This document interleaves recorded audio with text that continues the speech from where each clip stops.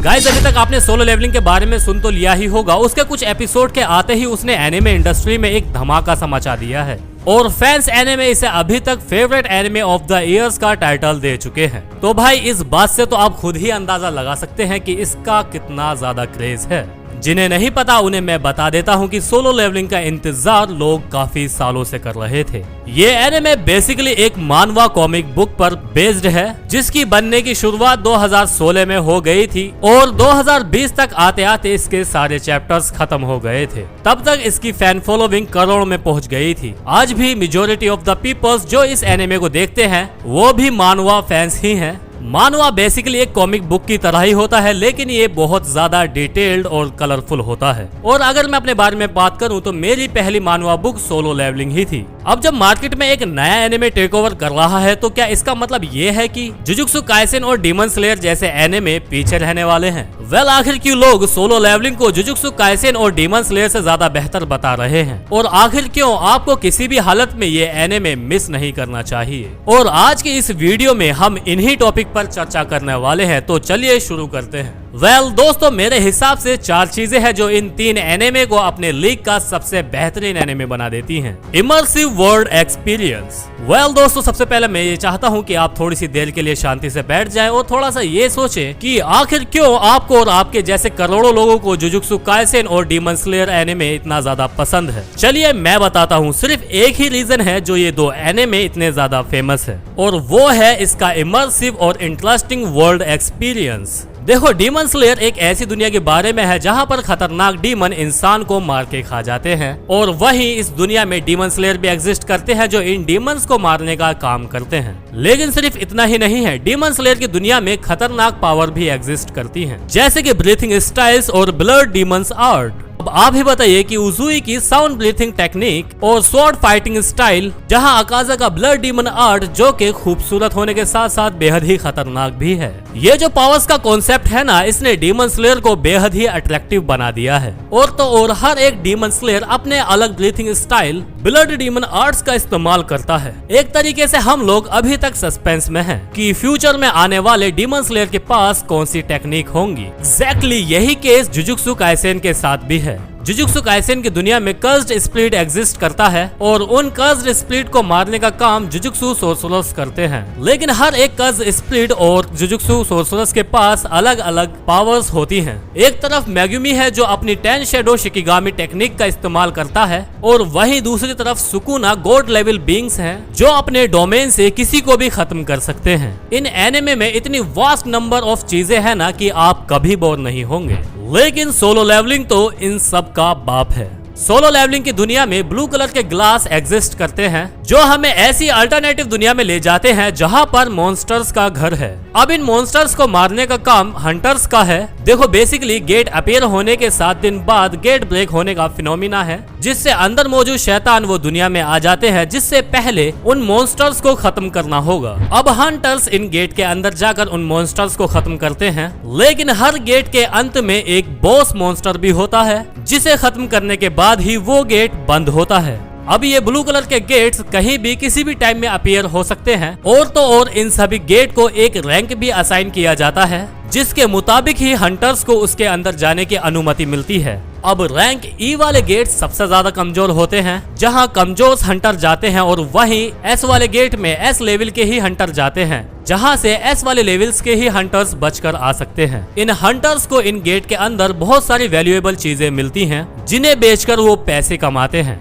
तो है ना कॉन्सेप्ट बेहद ही अमेजिंग। और अगर आप यहाँ तक रुक गए हैं तो मेरी आपसे एक रिक्वेस्ट है कि इस वीडियो को अभी लाइक कर दें। चैनल सब्सक्राइब ना किया हो तो चैनल को सब्सक्राइब भी कर दें, उससे हमें काफी सपोर्ट मिलता है। स्टोरी देखो जो सोलो लेवलिंग को इतना ज्यादा बेहतर बनाती है वो है इसकी एपिक स्टोरी। देखो सीरीज का मेन कैरेक्टर है सुन जिन वू। सुन जिन वू अपनी दुनिया का सबसे ज्यादा फेमस हंटर है और वो फेमस इसलिए है क्योंकि वो सबसे वीक हंटर है। जी हाँ, सबसे वीकेस्ट। इसे हम दुनिया का सबसे कमजोर हंटर बुलाते हैं। सुन जिन वू इतना ज्यादा वीक है ना कि वो ई लेवल वाले गेट से भी बहुत ज्यादा इंजर्ड होकर के वापस आता है। कहानी की शुरुआत अब कुछ इस तरह से होती है कि कुछ हंटर्स ई लेवल गेट के अंदर घुसते हैं जिसमें हमारा मेन कैरेक्टर सुन जिन वू भी होता है। अब एक चीज और बता दूं कि इन हंटर्स की पार्टी में भी कुछ अलग अलग लोग होते हैं। कुछ लोग हीलर्स का काम करते हैं, वहीं कुछ लोगों के पास मैजिकल पावर्स होती हैं। हाँ, बिल्कुल ये कॉन्सेप्ट आपको जाना पहचाना सा लग रहा होगा, बिल्कुल नारुतो की तरह, पर ये उससे थोड़ा सा अलग है। अब होता ये है कि इस डी लेवल के गेट को क्लियर करने के बाद उन्हें उस गेट में एक और गेट मिलता है, जिसके अंदर वो बिना सोचे समझे घुस जाते हैं और उसी के बाद से उन्हों का हॉरर चालू हो जाता है।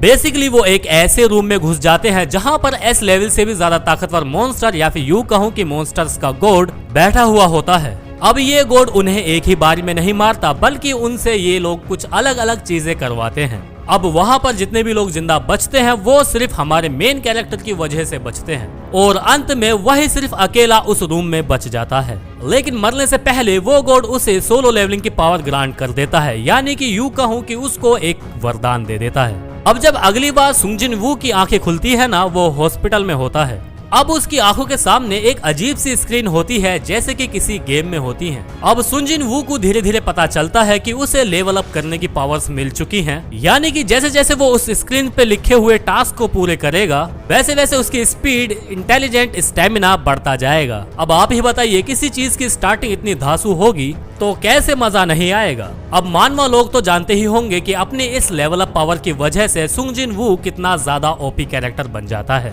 अब आगे जाके स्टोरी और भी ज्यादा धांसू है, जिसे बता करके मैं एनिमे फैंस को स्पॉइलर नहीं देना चाहता। कैरेक्टर्स, दोस्तों आप लोगों में से कितने लोगों को वो सीन याद होगा जब तानजीरो को हाशिराज के सामने पहली बार ले जाया गया था। देखो वो सीन सच में बेहद ही ज्यादा एपिक सीन था। एक्चुअल में हमें उस सीन में पता चला था कि डीमन स्लेयर की दुनिया कितनी ज्यादा बड़ी है और कितने सारे कैरेक्टर्स हैं जो डीमन को टक्कर देने की पावर्स रखते हैं। ये कहना गलत नहीं होगा कि हाशिराज मीटिंग आर्क के बाद में डीमन स्लेयर्स के फैन दुगने हो गए थे। अब जुजुत्सु काइसेन में भी इतने वाइड रेंज के कैरेक्टर्स हैं ना कि आप कभी बोर नहीं हो सकते। अब सिर्फ शिबुया आर्क में ही गोजो, नानामी, मेग्यूमी, यूजी, सुकुना, महोरागा, तोजी, इतने सारे कैरेक्टर्स हैं ना जो एक दूसरे से लड़ते हैं और उन्हें देखने में आपका इंटरेस्ट बना रहेगा। और लास्ट एपिसोड में तो यूटा की भी एंट्री हो गई है, जो कि एक लेजेंडरी मोमेंट है। सोलो लेवलिंग तो अभी शुरू ही हुआ है, लेकिन मैं अभी से ही आपको बता सकता हूँ कि इसमें इतने सारे पावरफुल कैरेक्टर्स और विलन्स आने वाले हैं ना, आगे आने वाला हर एक एपिसोड आपको शॉक कर देगा।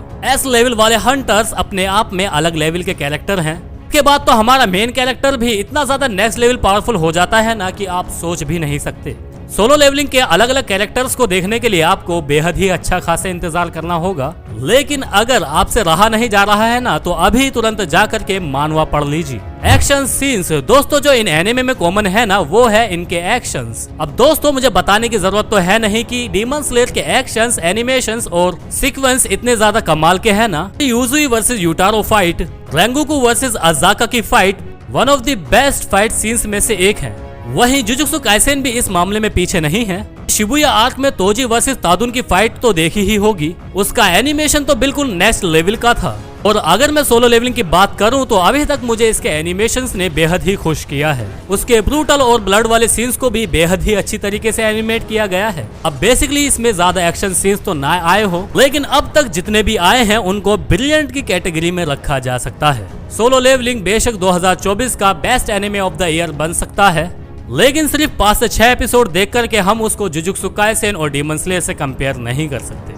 लेकिन अगर मेरे ख्याल में इसे थोड़ा और टाइम दिया गया ना तो सभी लोग सिर्फ सोलो लेवलिंग की ही बात कर रहे होंगे। आपको क्या लगता है, क्या आपने अभी तक इस एनिमे को देखा है या इस वीडियो के बाद स्टार्ट करने वाले हो? अपनी राय कमेंट बॉक्स में जरूर बताना। अब मिलते हैं आपसे अपनी अगली वीडियो में।